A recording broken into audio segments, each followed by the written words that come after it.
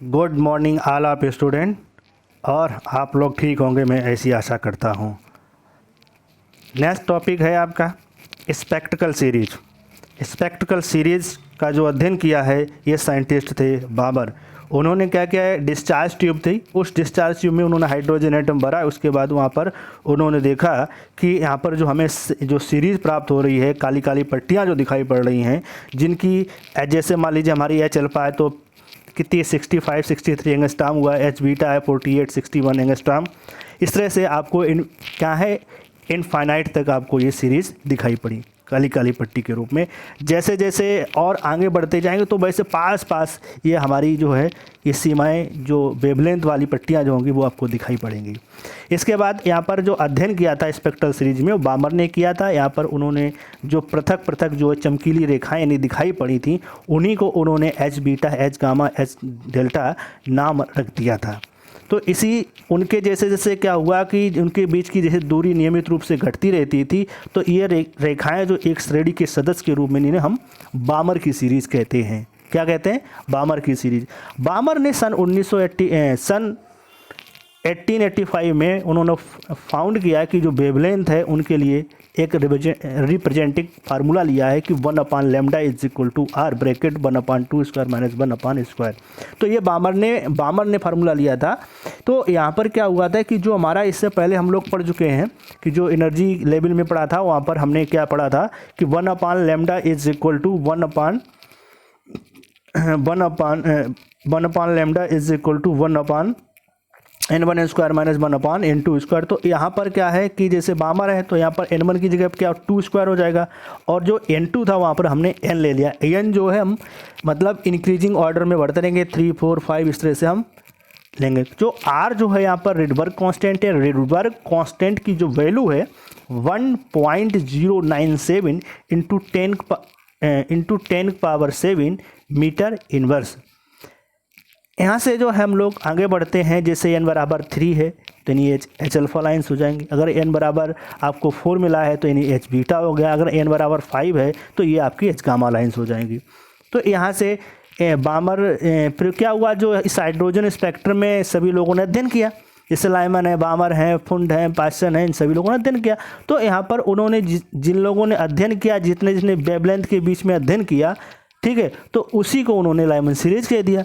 तो Lyman series जैसे ultraviolet range में आती है, 1/λ is equal to R bracket 1/1 square minus 1/n square, n is equal to 2 3 4। अब जैसे बामर सीरीज यानी विजिबल भाग में है, यानी दृश्य भाग में है, तो 1/λ is equal to R bracket, देखिए बामर है तो 1/2 से स्क्वायर, तो 1/2 स्क्वायर हो गया माइनस 1/n स्क्वायर। अब 2 स्क्वायर हो गया, अब हमको n क्या लेना है, 3 4 5। थर्ड है पाइसन सीरीज। पाइसन सीरीज जो है इंफ्रारेड यानी अवरक्त भाग में पाई जाती है। तो 1/λ is equal to R bracket 1/3 square minus 1/n square. अब 3 स्क्वायर आ गया तो किससे स्टार्ट करेंगे, 4 5 6 से। फोर्थ आ गया है कि for Brackett series 1/λ is equal to R bracket 1/4 square minus 1/n square, where 4 आ गया तो where n is equal to 5 6 7 8। For the Pfund series 1/λ is equal to R bracket 1/5 square minus 1/n square, where n is equal to 6 7 8 और infinity. Next इसी में आता है कि draw energy level for hydrogen atom. अब जो यहाँ पर एनर्जी का जो डायग्राम है, तो जो हाइड्रोजन परमाणु है तो उसका एनर्जी ऊर्जा स्तर का यहाँ पर आरेख आपको ड्रा करना है। तो जैसे हमने एनर्जी का जो फार्मूला है RSC के फॉर्म में, तो वहाँ पर फार्मूला क्या है कि En is equal to minus RHc/n square, n is equal to 1 2 3 n, ये हमारे ऑर्बिट्स हो जाएंगे। तो where R is the Rydberg constant, H Planck constant है, the integer n is called the quantum number, जिसको हम n को क्या कहते हैं, क्वांटम नंबर कहते हैं। Suppose two energy level hydrogen atom n1 and n2। तो जैसे मान लिया कि जो हाइड्रोजन एटम है तो उसके 2 ऊर्जा स्तर हैं, उनका हमने एक को n1 लिया, एक को n2 लिया। हैव एनर्जीज यानी E1 एंड E2 हो गया, then it will emit light photons of energy E2 minus E1 according to Planck theory भी है। H nu is equal to E2 minus E1, nu is equal to E2 minus E1 upon H। Nu आपको मालूम है कि frequency of emit light है, तो E1 is equal to क्या हो गया बेटा minus RHC upon N1 square, and E2 क्या हुआ बेटा minus RHC upon EN2 square. Nu is equal to RC bracket 1 upon N1 square minus N2 square.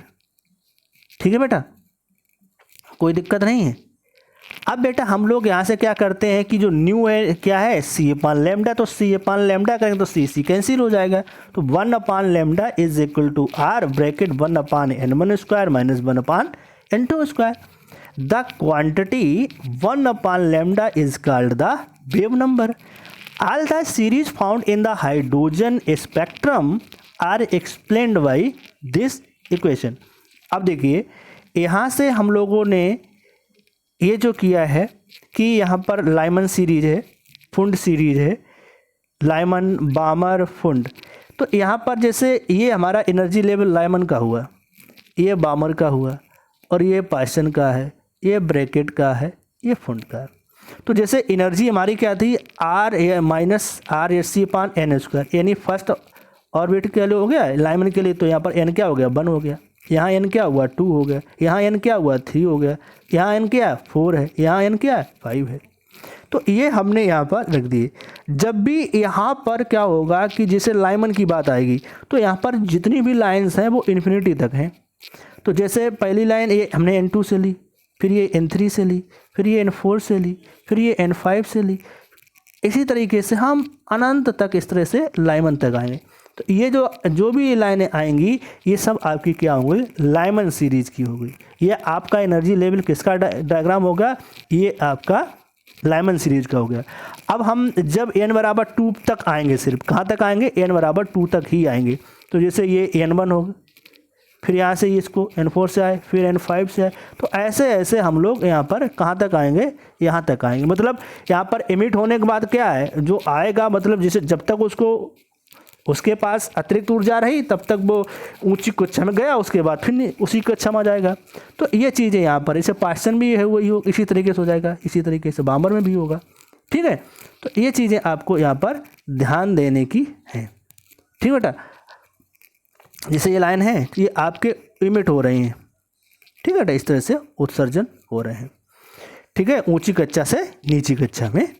अब हम लोग बात करते हैं, आगे बढ़ते हैं। जैसे अब लाइमन सीरीज आ गया, तो लाइमन सीरीज में क्या लिखा है कि when an atoms comes down from